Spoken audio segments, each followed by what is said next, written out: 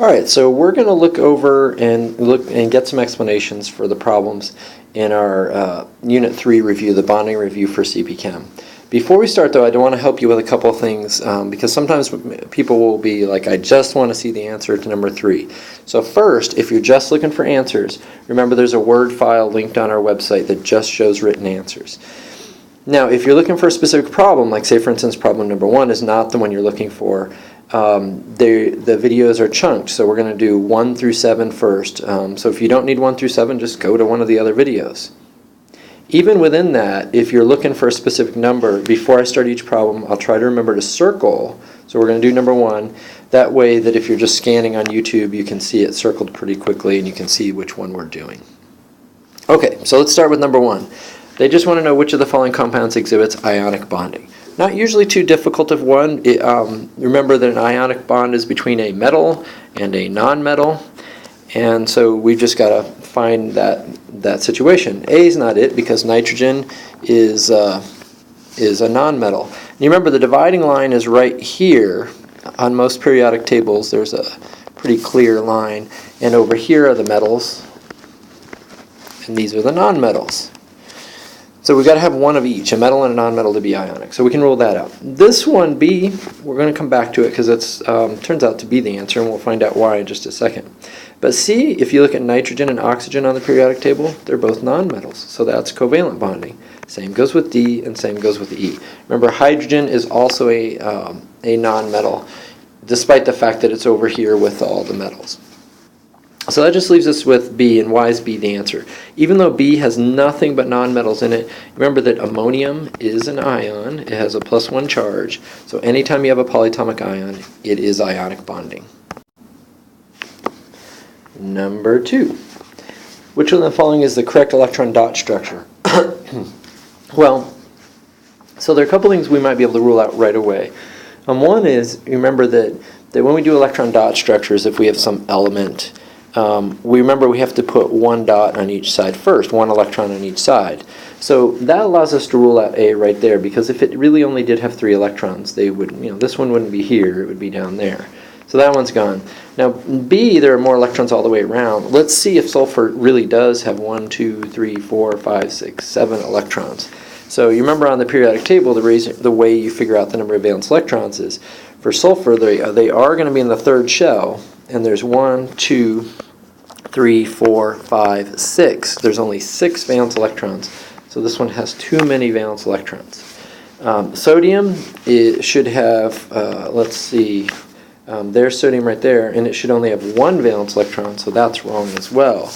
Nitrogen should have, let's see, well, nitrogen should have 1, 2, 3, 4, 5, and so it is not the correct answer either, so there does not appear to be a correct answer here. I apologize for that.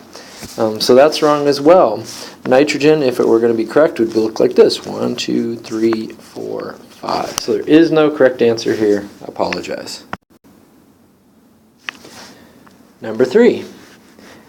Using the periodic table, which of the following has the lowest electronegativity? So you remember that electronegativity means if you have 2 atoms in a bond, one of the 2 atoms, say this one on the right, has a stronger pull on electrons, and maybe it pulls the electrons towards it, causing it to be a little bit negative, and the one that's losing them to be a little bit positive. But that pull is not strong enough to actually break the bond. Of all the elements on the periodic table, fluorine is the most electronegative, so as you go more towards fluorine, either to the right or up, things become more electronegative. Here they want the lowest electronegativity, so really we're trying to get as far away as we can. So let's circle the atoms. We've got nitrogen, silicon. Definitely silicon would be lower ionization energy. Phosphorus, I'm still going to say silicon would be lower. Chlorine, still going to say silicon would be lower ionization energy. And oxygen. So yes, the answer I think turns out to be silicon because it is the furthest away from fluorine. All right, let's do number 4. Which of these contains the most polar covalent bond?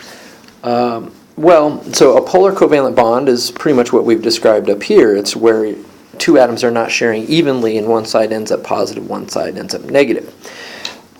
If there is, it does have to be covalent though, so right away we're going to rule out this one because that is a metal and a non-metal. It's actually ionic. It is very polar, but it's ionic. Between the others, this one, D, is completely nonpolar. In other words, they're going to share perfectly evenly. So it really comes down to E, B, and A. And we're looking, if we want it to be the most polar, that means we'd really like it if one atom is significantly more electronegative than the other, and there's really a strong pull of electrons. All right, so let's look at our choices here. We have sulfur and chlorine. Now, sulfur and chlorine are right next to each other on the periodic table, so there's not going to be a huge difference in electronegativity. Chlorine is going to be more electronegative, but I don't think there's going to be a great big difference. Sulfur and fluorine, a little bit more difference in electronegativity. So A, I'd say let's rule out. B is definitely more polar. And then phosphorus and fluorine, yeah, you can see that that's the biggest difference in electronegativity. Fluorine is definitely going to be way negative here, and phosphorus is going to be way positive. So I would say E is going to be the correct answer. Number 5. Which of these molecules contains nonpolar covalent bonds? All right, so they're talking about bonds here, not molecules. You remember that if we're talking about a molecule, if it looks tetrahedral, we're going to need to very carefully consider where the dipoles are and if they cancel out or not. But we don't have to do any of that here because they're just talking about a bond. So for instance, let's look at E first. It's O2. So I don't know if it has a double bond or a single bond, but it's really just two oxygens connected together. There's not going to be any polarity. There's not going to be electrons flowing this way or that way. So I think E is going to be a nonpolar covalent bond. And so it's going to be our answer. But in D, I don't know what the molecule looks like, but certainly somewhere in there must be an N connected to an H. Well, these two do not have the same electronegativity. As a matter of fact, I would suspect nitrogen is going to be more electronegative. So it's definitely not going to be nonpolar. And same would be true with all these. There must be an HF bond. They do not have the same electronegativities. There must be a carbon-chlorine bond somewhere in this molecule. I think chlorine is more electronegative. You get the idea. All of them are going to have at least one polar bond. Now, that doesn't mean that the molecules will be polar, but they didn't ask us about molecules. They just asked us about bonds. So E is the answer. Number 6.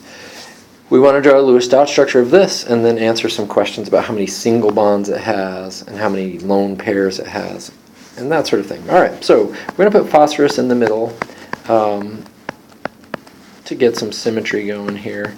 And then we got to count up the valence electrons. So hydrogen only contributes one valence electron, so that's one for each hydrogen. And then the phosphorus contributes 1, 2, 3, 4, 5.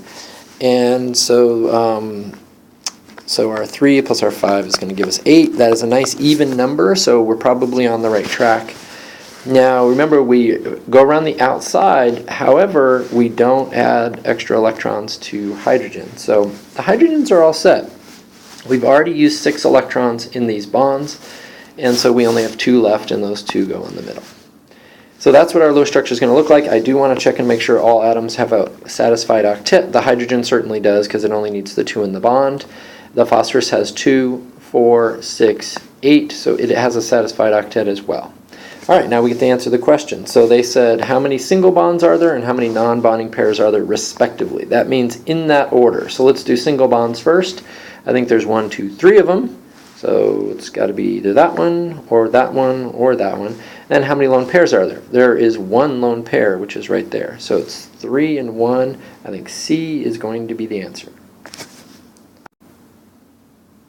On to number 7. Which of the following compounds contains a molecule that has trigonal planar geometry? Remember, trigonal planar geometry is trigonal because it has 3 atoms coming from the center, and it's flat, like a Mercedes star. So if we turn this sideways, it would be completely flat. That means it's got to have 3 directions coming from it. Now, some of them could be lone pairs. You remember, it would still have trigonal planar geometry even if one of them was a lone pair. So our challenge here is going to be to figure out not just which one has 3 atoms, but I will say this, we can rule out this one right away because there's no way with 4 atoms that you can come up with trigonal planar. But all the rest of them have 3. And you might wonder, well, why aren't all of them trigonal planar? And the answer is because some of them probably have lone pairs. So there's no really other way to do it other than to draw Lewis structures. And I've put this reminder on here, but it won't be on the test. You got to remember to do this yourself. So let's start with Bi3. So if I put boron in the middle and I put iodine on the outside, we're going to take our time and draw this one properly, but I'll just show you the others once we're done. So boron, let's see, is right here. That means it has 1, 2, 3 valence electrons. Each iodine contributes, let's see, 1, 2, skip the middle, 3, 4, 5, 6, 7. So that's 7 times 3 is 21, plus the boron, which was contributing 3, that gives us 24. That's an even number, so it looks great. We start around the outside, give them all a satisfied octet, like this. And I've used, let's see, 8 times 3, I've used 24. I've used them all. Now before I go on, I got to check and make sure I have all atoms with a satisfied octet. We said the iodines do, but you notice that the boron doesn't. It only has 2, 4, 6. But that's okay for boron. For other atoms, we'd have to share electrons to get them to a satisfied octet, but that's okay for boron. So this is what boron really looks like. And so if we think about its shape, it has 3 directions coming from the central atom with no lone pair. It definitely is going to be trigonal planar, so our answer does turn out to be B. Now, why aren't the other ones the answer? Well, let me draw their Lewis structures and you'll see.